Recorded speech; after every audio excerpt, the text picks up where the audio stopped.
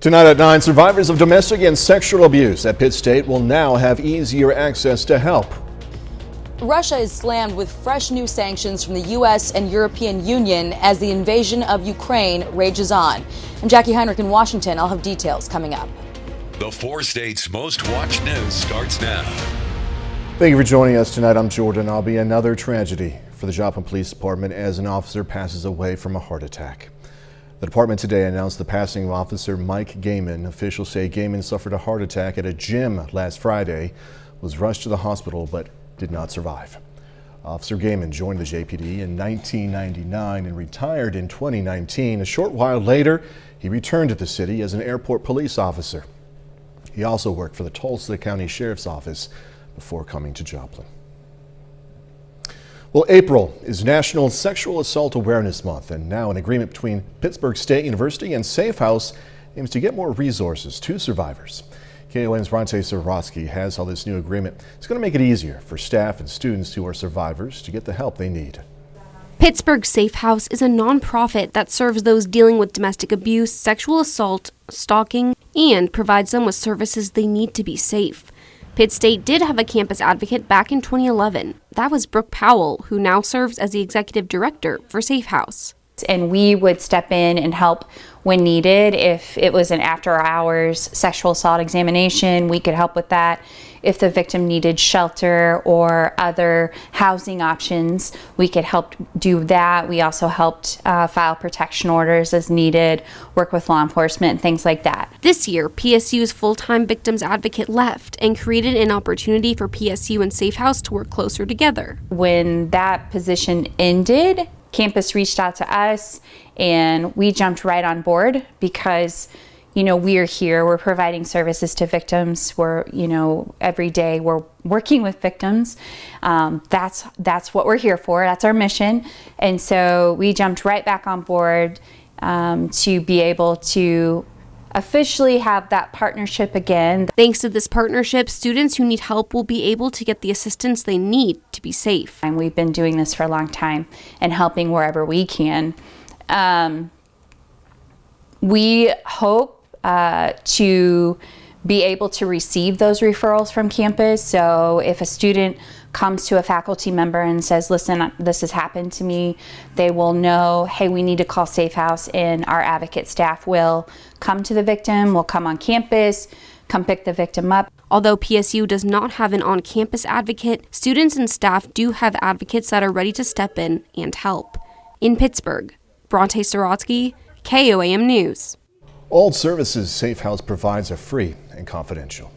Doug Katie joining us now. First look at the forecast. That wind, man, is something else. Yeah, it was super windy for us today. It's going to stay at least breezy for us tonight, and then the winds are really going to pick up once again for us tomorrow. 66, normal high 67, started at 46 during the morning hours, and we did get some clouds in here late this afternoon into the evening hours, even some spotty showers, which really weren't reaching the ground. The humidity is so low here at the surface, but we are going to kind of fight the clouds and the sprinkles as we go through about the next 48 hours or so as this storm system continues to kind of wrap up across the northern parts of the plain. So we're going to break down what this means for us, plus look down the road here in just a bit. Doug, thanks as always. The Miami, Oklahoma Public Utility is adding a new charge to customers' electricity bills. This to pay back money owed stemming from last year's February freeze. The charge, labeled PCAX, stands for Power Cost Adjustment. This is an example of a bill with the charge. Officials say it's going to cost customers about $4 to $6 per month. That, of course, depending on usage.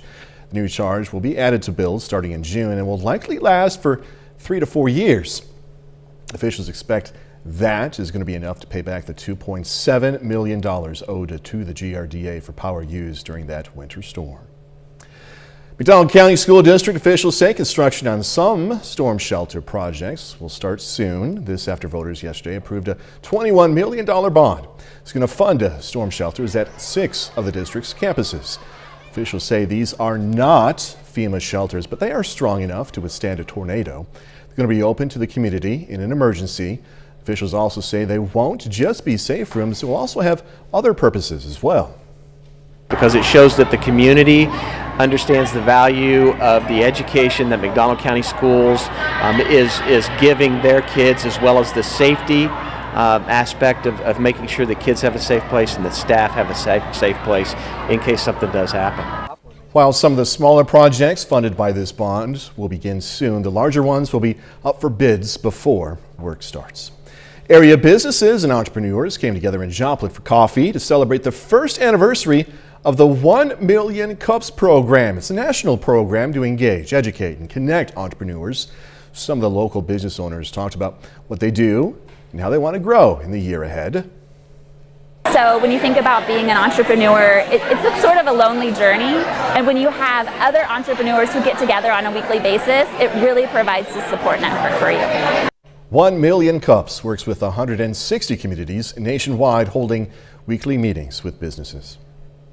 President Biden delivering remarks today to union members about the ongoing economic recovery from COVID-19. Despite some of the progress, there are still concerns about the impact the virus is going to have on future growth. The Biden administration recently announced another pause on student loans. Fox's Lauren Blanchard has these details from Washington. I know people are still hurting. More than 2 years after the coronavirus pandemic began, President Biden is optimistic about where the economy is headed, even as he acknowledged at a union event in D.C. that Americans' wallets are still being squeezed. And it's been a long, tough stretch, but Americans are back to work. Our economy has gone from being on the mend to being on the move. There are signs the road to recovery will not be smooth. Deutsche Bank is the first major bank to predict the U.S. will face a recession in the next 2 years. Should Americans be preparing for a recession? Deutsche Bank is forecasting one. The Treasury Secretary shaking her head no. Still, the bank's analysts believe the recession will be triggered as the Federal Reserve continues to hike rates to bring down historic inflation. You know who pays the most from Joe Biden's inflation? It's lower and middle income families. They are getting crushed by these higher prices. In an effort to help, the administration announced student loan payments will be frozen until the end of August. This continued pause will help Americans breathe a little easier. But some say the pause doesn't go far enough. You can either kick the can down the road, which is what's happened now, or just say we're going to face up to this. We're going to cancel student loan debt for a lot of folks. If you were hoping for any relief at the grocery store or while dining out, no luck. The USDA predicts food prices will continue to rise for the rest of the year. In Washington, Lauren Blanchard, Fox News. The Russian invasion enters day 42, and the United States is teaming up with the European Union to hold the Kremlin responsible for the ongoing conflict. Sanctions were put in place against Russia today, targeting top banks, even family members of Russian President Vladimir Putin. Fox News White House correspondent Jackie Heinrich has more from Washington. The Biden administration is coordinating with the European Union to ratchet up penalties on Russia for their ongoing invasion of Ukraine. The latest sanctions, unveiled Wednesday, target Russia's largest banks and directly penalize Vladimir Putin's adult children. President Biden says the move is in response to war crime allegations in the Kyiv suburb of Bucha. We're going to stifle Russia's ability and its economy to grow for years to come. The Department of Justice and the FBI are also following suit. Attorney General Merrick Garland has filed charges against a Russian oligarch accused of providing financial support to Russian separatists in Crimea. These are the first charges related to Russian criminal activity since the invasion began over a month ago. Garland also revealed the U.S. and its allies have thwarted an attempted malware attack carried out by Russian military intelligence. It does not matter how far you sail your yacht. It does not matter how well you conceal your assets. The Justice Department will use every available tool to find you, disrupt your plots, and hold you accountable. The Justice Department is also working with several European allies to gather evidence of possible Russian war crimes. President Biden calling for Vladimir Putin to face a war crimes trial. There's nothing less happening than major war crimes. Responsible nations have to come together to hold these perpetrators accountable. President Biden will sign an executive order prohibiting any new investment in Russia by Americans living here and abroad. At the White House, Jackie Heinrich, Fox News. KOM News at 9 on Fox 14 takes this time now to honor another four-state hero. Jason Vaughn has served in the U.S. Army ever since 2007. And we are very proud to thank and salute Private First Class Jason Vaughn, a native of Iola, Kansas, by the way. He's tonight's four-state hero. Doug Heddy's next with a complete look at the forecast, and later, Missouri Southern introducing their next men's basketball head coach. Going to hear from the new leader of the program in sports.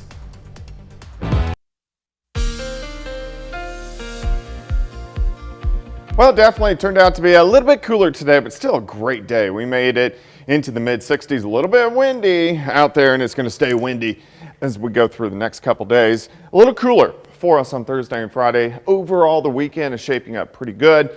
Thunderstorm chances back in the forecast as we go into late Sunday and then kind of chunking through the week next week. Of course, you can get my long-range forecast on my month-long blog. That is KOAMnewsnow.com. All right, temperatures have been dropping off a bit. Most of us low to mid 50s, still have some upper 50s in our southern counties, but super windy for us today. We had those northwesterly winds kind of kicking in all day long. They have diminished a bit right now. We're kind of in that 10 to 20 mile per hour range, but we're still getting gusts 25 upwards to 30, and we're going to continue to see that as we go through the overnight hours. All right, here's 7th. Here's range line. Currently outside, sitting at 56. Humidity is low at 33%. Northwesterly winds at about 10 to 15. We've had some clouds kind of scooting through, and a few random little showers have popped up, but it's so dry at the surface, it's not reaching the ground. So we're going to stay dry tonight. We're going to have a lot of clouds kind of rotating in. Still watching this big storm system slowly pushing off toward the south and to the east. It's kind of sitting right across parts of Wisconsin right now. So we're on the backside, so we get the cooler air, some clouds, some hit and miss, sprinkles, random showers over the next couple days. All right, let's go through time for us tonight, kind of in and out of the clouds all night long. We'll drop back upper 30s to near 40. The winds will start to pick back up a bit tomorrow. Clouds increase by the afternoon. Here's the noon hour. Let's go into late afternoon. And again, we could see a spotty sprinkle across the region, but temperatures mainly into the 50s, so cooler. 38 to start, 52 by noon, high temp 56, northwesterly winds 10 to 20, but gusts are going to be higher than that. A lot of clouds tomorrow night. Again, could see a couple random sprinkles, maybe even a couple little snow flurries out there as we head into Friday morning. Again, Friday, a lot of clouds. We'll go back into the mid 50s. Then we'll get rid of this system by Friday evening, but we're going to clear out Friday night and actually have a pretty good hard freeze. I think most of us 28 to about 30 for overnight lows. All right, the winds sticking around once again. Through the overnight hours tonight, we're going to have winds gusting 20 to 25, but picking back up again tomorrow, kind of in that 30 to 40 mile per hour range. So it is definitely going to stay on the windy side. As we move into the weekend, 60s return Saturday, 70s return on Sunday, but chances for thunderstorms late Sunday into Sunday evening. Some of those could be strong, possibly severe. Thunderstorm chances sticking around, most likely not severe on Monday, but a severe threat returns again Tuesday and Wednesday of next week. So other than that wind, I mean, really, pretty good day. Yeah, for this week. Yeah. For this week. We'll see you in a little bit. Thanks so much, Doug. People across the South are assessing the damage from a line of storms that tore through that region. The conditions left at least 2 people dead, more injured. Fox Weather's Will Nunley has more. Cornerstone of the family for, well, I guess since the 1800s. Devastating scenes playing out across the South. People finding their homes and buildings destroyed after another round of severe storms. Millions remained under weather watches today as more thunderstorms hit the region. Take cover! Take cover! The National Weather Service confirmed a tornado touchdown in Bryan County, Georgia on Tuesday, killing at least 1 person and injuring nearly a dozen more. Residents came outside to find trees toppled onto homes and streets, winds tearing apart parts of this courthouse roof. Georgia officials say the damage could have been even worse. It didn't stay on the ground. It went up and down, bouncing, if you will. But where it did hit, it is complete devastation. The cleanup also beginning in East Texas. Winds as high as 100 miles per hour damaged several homes in the White House neighborhood that's southeast of Dallas. Many of these people are still getting back on their feet after weeks of storms.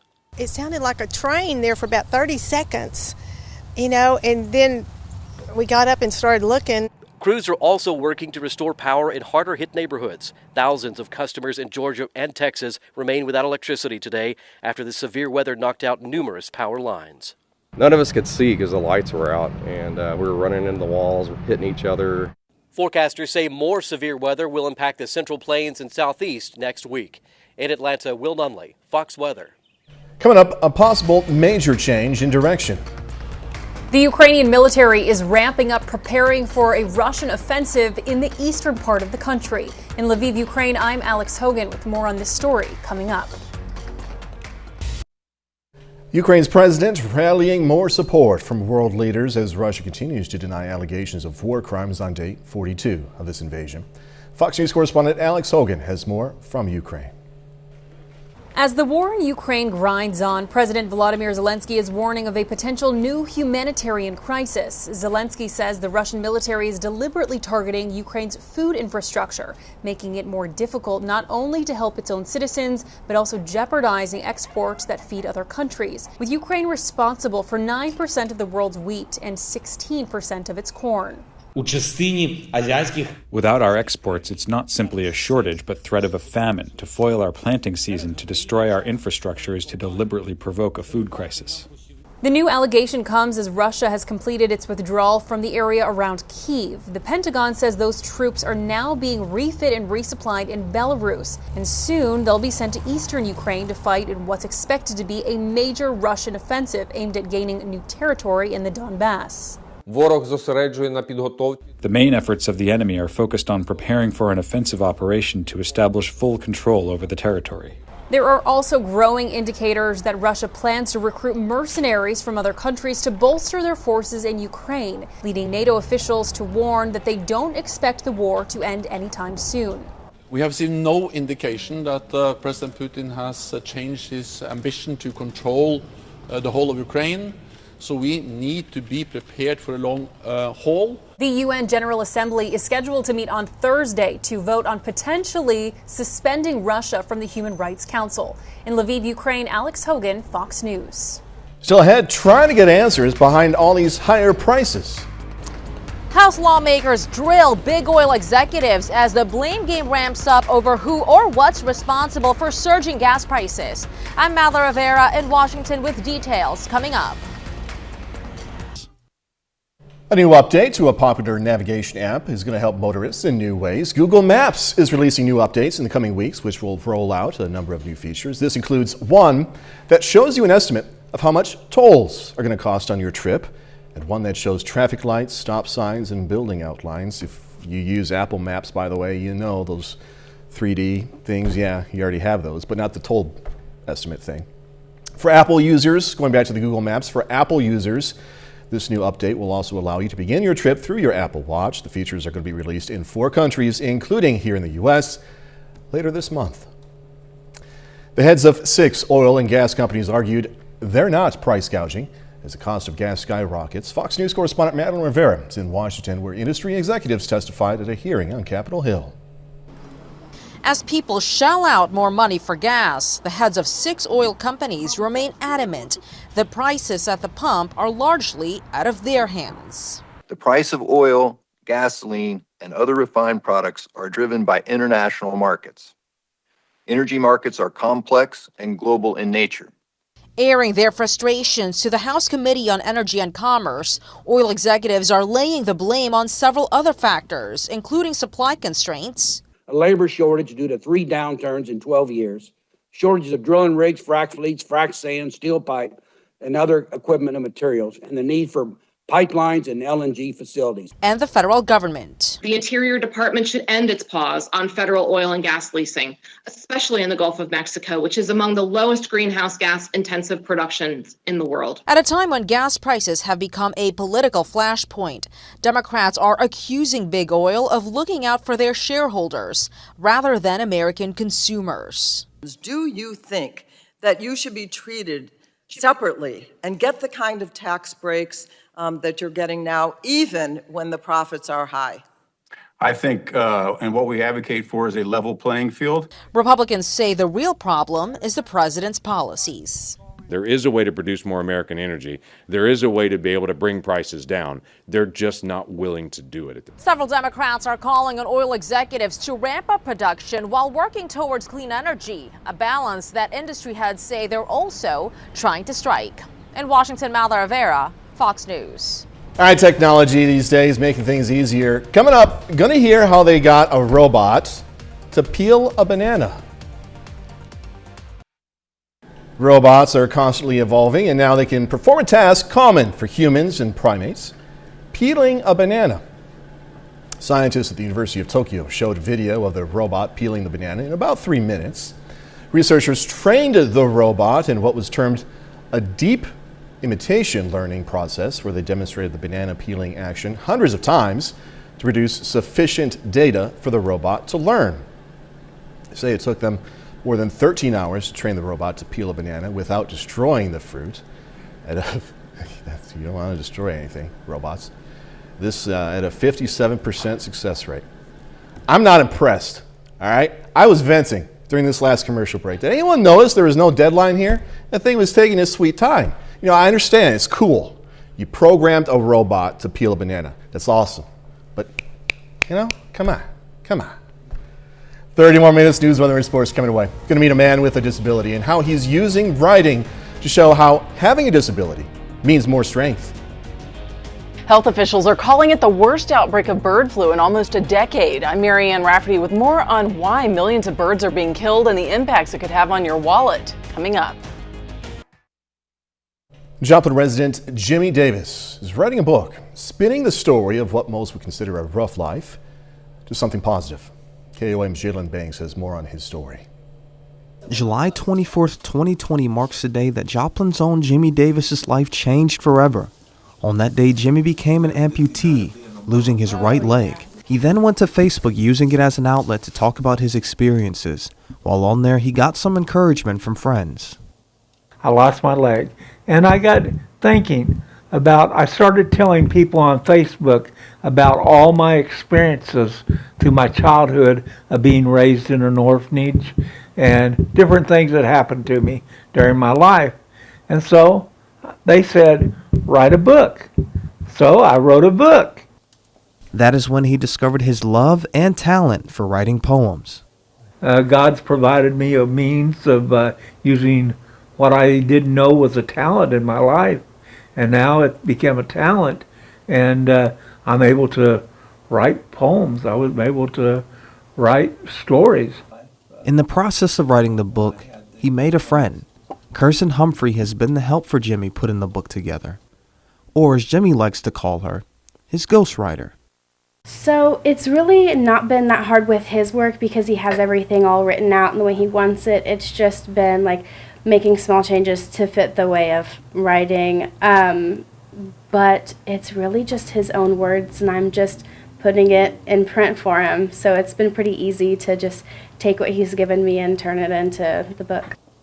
Tales, short stories, and poems of the one-legged hippie will be the title of the book, a title Jimmy believes sums up his life. He's decided to take the hardships of being an orphan and becoming an amputee and turn it into a story of triumph. In Joplin, Jalen Banks, KOAM News. The book is slated to be released next month. Kids, part of the Boys and Girls Club of Southwest Missouri, now have an easier way of accessing the internet. U.S. Cellular donated 35 hotspots to the organization, which are going to be used at the club, also checked out to member families. Very important for these kids to be able to have these hotspots because they don't have to stay at restaurants late or even sometimes at the club. We close at 7, so if they do need to stay up later at home, they have these hotspots to do so. Donated hotspots also include 2 years of service. Day 2 of the Riverton High School Career Fair. It was for high school students. Some elementary students were also invited to see how things operate, you know, the importance of career fairs. Many high schoolers today said they're ready for college and studying for a career. Really illustration, man. That's kind of my thing. I like that a lot. The digital artist deal is kind of, my go-to. I've been liking to do that. I bought me an art tablet, so I'm really trying to do that. But that's kind of my move. So I'm going to Washburn in the fall for sports management, and I hope to be running on their track team there. Coming into track season now, so I'm hoping to get a scout out and getting into that. The career fair ended today after day 2. Congratulations to you guys and good luck on your guys' future.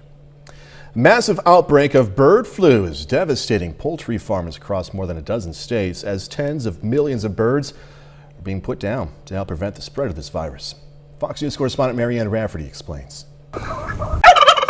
The H5N1 bird flu is surging, with health officials calling it the worst outbreak since 2015.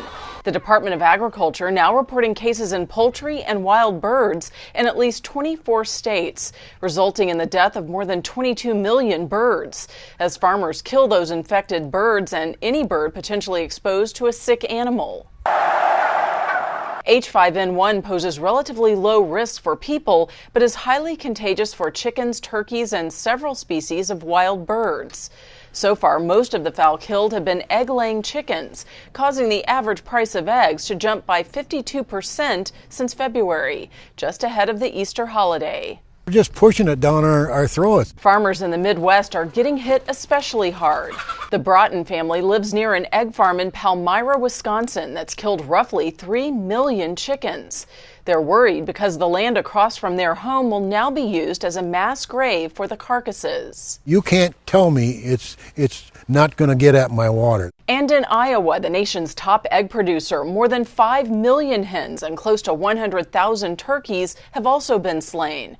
Meanwhile, Chicago's Lincoln Park Zoo is taking measures to prevent its birds from contracting the virus. We are along one of the flyways, the migratory flyways, and some of our birds are exposed to wild birds, so we brought them all inside. So that includes our waterfowl, our Chilean flamingos, our African penguins. The USDA has been exploring vaccines for birds to avoid another deadly outbreak in the future. Marianne Rafferty, Fox News.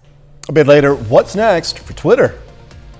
Elon Musk's empire is expanding. I'm Kevin Corp with a look at his deep dive into Twitter and what it could mean for the social media giant and its users. That's coming right up.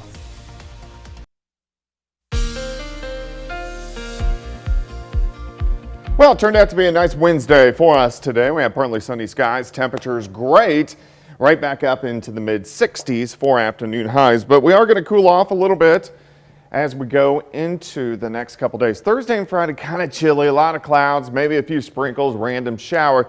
But we rebound just in time for the weekend, so it looks pretty good. Thunderstorm chances late Sunday and then kind of on and off through a good chunk of next week. Of course, you can get my long-range forecast on my month-long blog, KOAMNewsNow.com. All right, temps right now still not terrible. Mid-50s southern counties, upper 40s to lower 50s in our northern counties, but kind of windy today. Just a little breezy out there as we had winds gusting 40 to about 45 miles per hour. Still, we got these northerly winds at about 10 to 20, and we're still getting gusts kind of up there in that 20 to 30 mile per hour range. 56 northwesterly winds at 14, but look at our humidity. It's bone dry. It's at 33%, hence why we had the fire danger throughout the daytime hours today. Some clouds kind of rolling in, random little sprinkle, really not reaching the ground due to that humidity being so low, but you can see these clouds kind of trying to work in. So we're going to have a lot of clouds as we go through the next couple days as this whole storm system wraps up and slowly exits. So we're on the backside. We get those northwesterly winds kind of ushering in a little bit cooler air. All right, let's go through time during the overnight hours tonight. In and out of the clouds, temperatures upper 30s to near 40. Through the morning hours, partly sunny skies, not bad. During the afternoon, clouds increase, and we could see a random sprinkle, random quick little shower. Most of us will stay dry. 38 to start, 52 by noon, high temp at 56. It's still windy. Tomorrow night, a lot of clouds. Again, a random sprinkle, maybe a random flurry. Could get a few light little showers, maybe even mixed in with a few flakes of snow Friday morning. And then by Friday afternoon, the clouds start to break a bit and this whole storm system pulls away. However, behind it, it gives us a freeze. Friday night into Saturday morning, I think most of us kind of in that 28 to 30 degree range. All right, winds stay kind of up there. Once again, tonight, we're going to have those northwesterly winds gusting at times through the day tomorrow, kind of in that 30 to 40 mile per hour range. Maybe a little less than what we saw today, but still kind of getting moving just a bit. All right, let's go into the weekend. 60s return Saturday, 70s return Sunday. Some thunderstorms late in the day. Some of those could be strong, possibly severe. And then just good old rain on Monday, and then here come thunderstorms again. Late Tuesday, Tuesday night, into Wednesday also, with a severe shot on those 2 days. 56 tomorrow, 51 Friday. So cool. 60s Saturday, 70s, actually pushing 80 by Sunday. Cooler Monday and right back up Tuesday and Wednesday. So next week, lots of rain opportunities. We do, yes. Yeah. Doug Eddy, thank you. All right, coming up in sports, Missouri Southern introduces Sam McMahon as the school's next men's basketball coach. Plus, Carthage Tigers aiming for a 2-0 start at the Bill O'Dell tournament. Jacob Leonard has that and more next.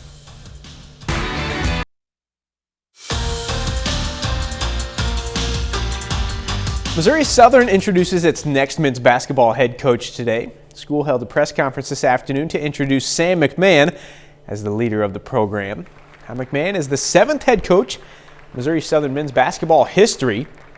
He spent the last 2 seasons as an assistant coach at Southeast Missouri State, but before that, he was an assistant and associate head coach for the Lions from 2014 to 2020. Now, here's McMahon on what drew him back to Joplin to lead the Lions. Everybody talks about the facilities good, the gym, but it's about the people. Really great people here, and I'm excited to get to work with them. And I just have a lot of friends in the area. My wife's from an hour away in Springfield, and so it's just, I feel like I went to school here. And so I always wanted to get back. When you're separating between a lot of really good candidates, you don't want somebody that's just looking for a job or a head coaching job in the MIAA. You want somebody that wants this job. And that obviously resonated with Sam and was something that's shown through in every conversation that we had. The Bill O'Dell baseball tournament continues today in Carthage. There are 2 games on the schedule tonight, including the hometown Tigers facing Monette. Carthage looking to go 2-0 in pool play after rolling by Seneca on Monday. Monette's got the lead here. Alex Huntress extends that lead, gets a shallow hit to center. 2 runners score for the Cubs. Makes it 5-2, but then Parker Copeland gets a big 2-out hit for Carthage off the wall out there and right. 2 Tigers come across home plate. Copeland in there at third for the triple.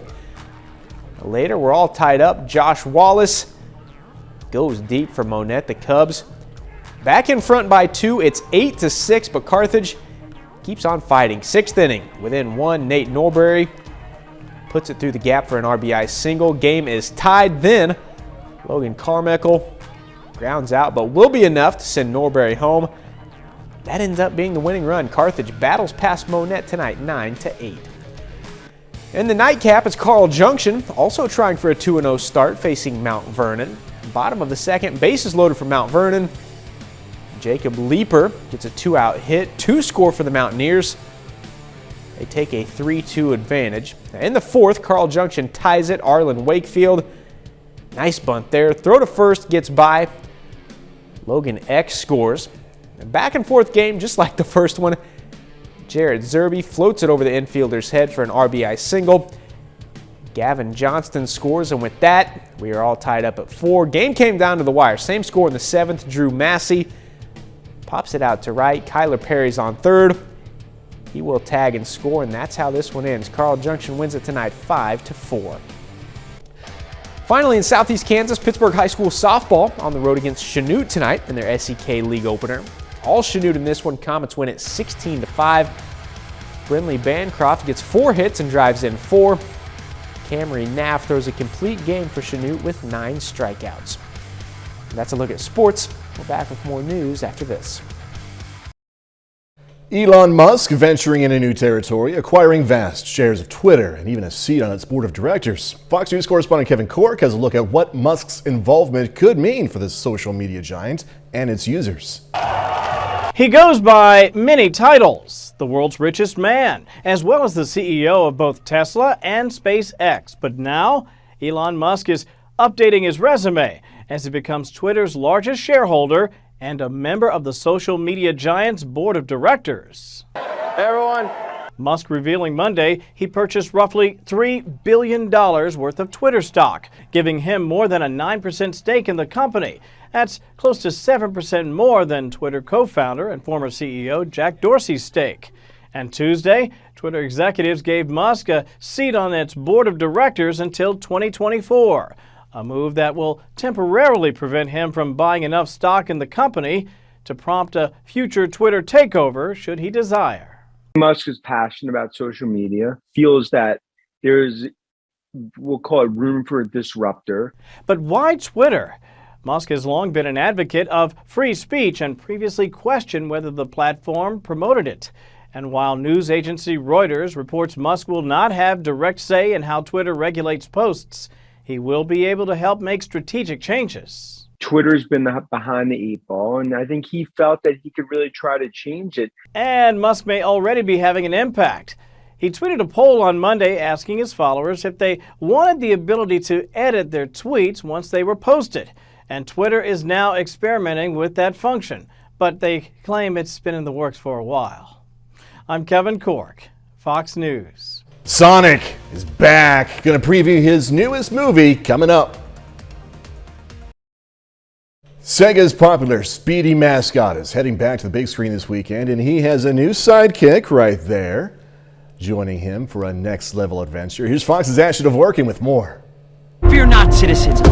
I am the hero you need and deserve. The Big Blue Blur is back for an all-new adventure in Sonic the Hedgehog 2. Please, I'm going by Blue Justice now, trademark pending. And this is Tails. He's a double threat, fluffy and adorable. I make this look good. The second film features the popular Speed Demon teaming up with his new sidekick Tails to stop Dr. Robotnik and his new partner Knuckles from getting a hold of an emerald that has the power to destroy civilizations. It is bigger and better in every way. And I'm in it! There's more action, more adventure. Ben Schwartz is back as the voice of Sonic, along with James Marsden as Tom, a small-town sheriff and the Hedgehog's human best friend. The idea of making a sequel for anything, especially a movie that comes out in movie theaters nowadays, is really difficult. The world feels like it's ready for some joy and some energy and some laughs. Papa's got a brand new stash. Jim Carrey says his character Dr. Robotnik has evolved and has new powers. He starts out a human with an attitude and a high IQ. And then he grew this mustache, which was an outward manifestation of some sort of midlife evil crisis, and a manifestation of ego. And then he gets a hold of this emerald power, which takes him to a quantum evil level. Oh boy. Sonic the Hedgehog 2 speeds into theaters Friday. In Hollywood, Ashley Dvorkin, Fox News. And that's our time for tonight. Thanks so much for joining us. Going to leave you tonight with a video of a Goodfellows tree kangaroo eating a boiled egg at a zoo in Australia. Look at that little man. Never seen one of those before. Apparently they're related to a normal kangaroo, whatever normal is, but kangaroo is what you and I would think of.